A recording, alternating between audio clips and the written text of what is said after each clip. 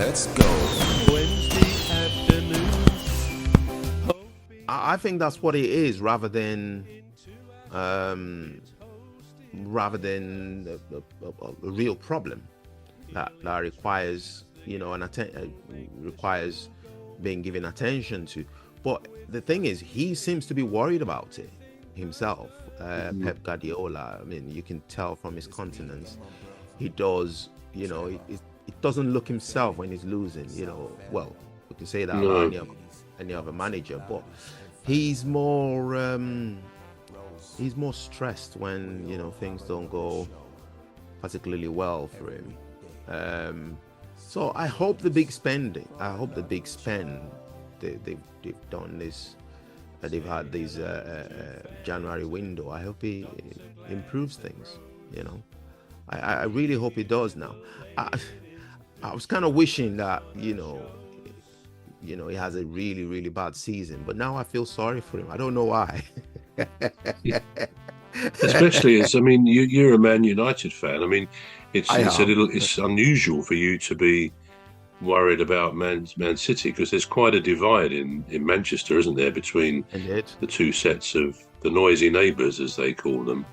Yeah. But yeah, no, I agree with you. I think most football fans, most neutral football fans, certainly think a lot of Guardiola, as I think a lot of people did of Jurgen Klopp as well, because they are probably at the top of their game and the two of the top, if not the two top managers in the world in their time.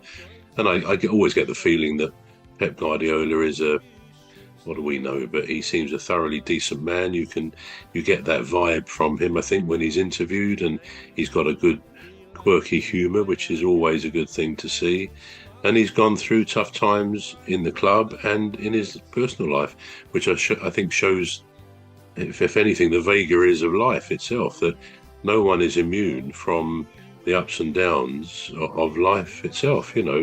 Things can go very well one time and then not so well. But on the question of the ups and downs of a football club, you'd have to say that Manchester United are perhaps a bit like Real Madrid in the European Cup or the Champions League.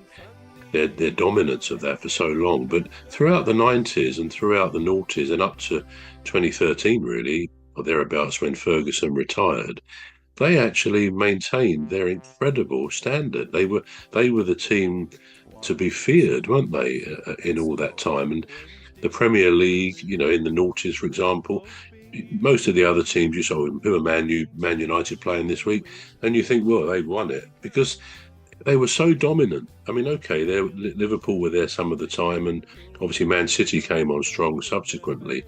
But I think teams and clubs can maintain a smooth transition when one team gets too old and they move on, as Liverpool seem to be proving, although the actual change may hit them more at the end of this season if Salah goes and Van Dijk. I mean, that's when Slot may find he earns his money, or he needs to earn his money more, because they will have to start to refresh the whole team and bring in new younger talent. And that's when a team, perhaps more than ever, goes through that change. I mean, interestingly, talking of another club, you could look at Everton with David Moyes back there, where he was, I think, for 11 years, going back to before he went to Manchester United. And he did very well with them. I mean, they didn't win the Championship, but the Premier League, but they were a good, solid side under him. And of course, he's gone back, and the disastrous run of results under Sean Dyche has almost instantly come to an end. I mean, they've won 3-0, 4-0. I mean, Palace, my team, played them on Saturday week. So at Palace, I have a feeling that Palace... Soft family and the ladies, Dr. Gladys and Phantom and Rose. We all have a lovely show every weekday. So join us for a lovely show. Say hello to Phantom, Dr. Gladys. I mean, Palace, my team, play them on Saturday week. So at Palace, I have a feeling that Palace, they play better. My team plays better away than home, and certainly our away record is a lot better than the home record this season. I think we haven't lost in 8 away games, and we've actually won most of those games, which is a record for Crystal Palace. But the home games, I think we've only won 3 home games this season. If we'd done as well at home as away, we'd be up there probably in the top 6, something like that. But yeah, this is what happens with football teams. They get more confidence in one environment, and occasionally it is in the away setting.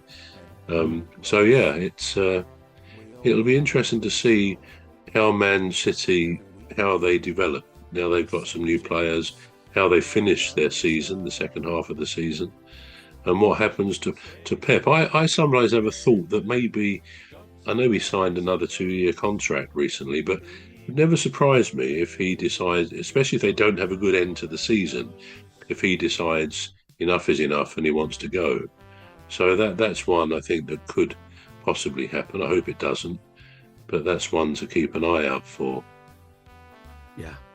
The other topic that I found worthy of talking about is I think this player plays for or used to play for, up until recently, used to play for Aston Villa. John Duran, am I correct? Yeah, he's gone, hasn't he? Yeah. John Duran. Now, his career move is one that is puzzling to me. Because he's gone to Saudi. He's gone to Saudi Arabia. He's only 21. It's like taking your fairly used car to the scrapyard. Yeah, it is really. While he's still got more life in it. So I don't really understand if it's a business move or it's a career move. I mean, I know what's that England player that went to Saudi? Oh, I remember his name now. The one that the Liverpool player, wasn't it? Jordan Henderson. Do you mean him? No, not him actually. The one that's scored a penalty in the Euros without looking at the ball. I'm thinking of his name now. I can't quite remember his name. Yeah, I know who you mean. I can't think of his name either. Yeah. So, I mean, I know he went to Saudi Arabia as well. And you don't get that much coverage from there.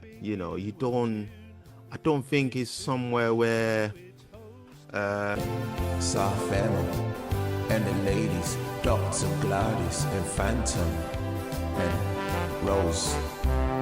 We all have a lovely show every weekday. So join us for a lovely show. Say hello to Phantom.